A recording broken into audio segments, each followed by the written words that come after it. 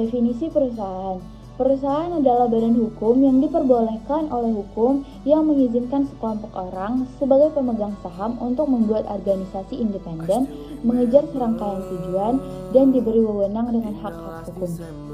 Seperti untuk menuntut dan dituntut, memiliki properti, mempekerjakan karyawan, atau pinjam dan meminjam uang.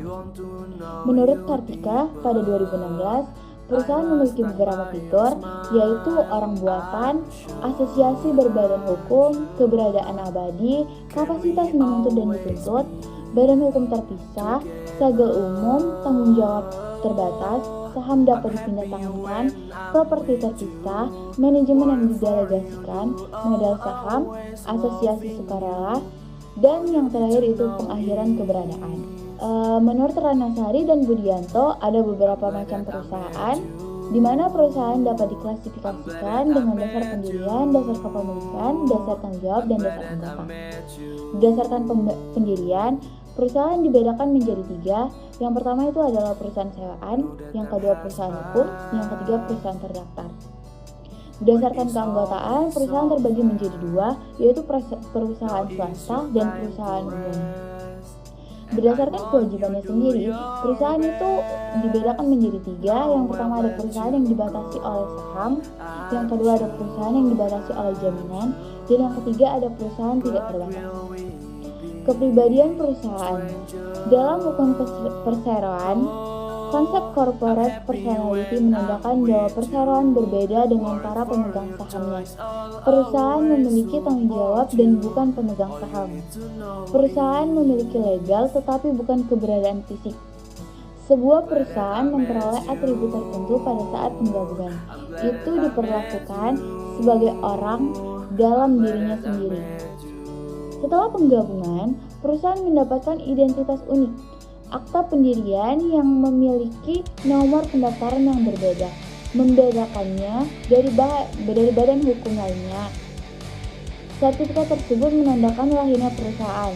Itu bisa disamakan dengan manusia, tetapi itu adalah tubuh tak bernyawa yang bergantung pada dukungan orang lain untuk keberadaan fungsional dan operasionalnya. Kasus ini sendiri, dalam materi ini sendiri, terdapat 2 contoh kasus. Yang kasus pertama itu dari Salomon Tax Salomon, di mana kasus ini telah dengan jelas menetapkan prinsip badan hukum. Kasus Salomon Tax Salomon menetapkan prinsip dasar bahwa setelah perusahaan didirikan secara sah, entitas tersebut menjadi badan hukum yang terpisah dari para pemegang sahamnya, terlepas dari besarnya kepemilikan saham atau hubungan di antara para pemegang saham. Contoh kasus yang kedua itu dapat kita lihat di kasus Lee versus Lee Erpoming yang menegaskan prinsip badan hukum terpisah dengan menetapkan bahwa Lee, meskipun memegang hampir semua saham perusahaan, tetap dianggap sebagai entitas terpisah dari perusahaan yang dibentuknya, memungkinkan istrinya menerima kompensasi atas kematiannya selama bekerja sebagai karyawan perusahaan tersebut. Kesimpulan yang dapat kita tarik dari materi ini adalah sebuah perusahaan, meskipun badan hukum bukanlah warga negara dengan cara yang sama seperti warga negara asli, mereka tidak dapat memegang paspor atau memberikan suara dalam pemilihan.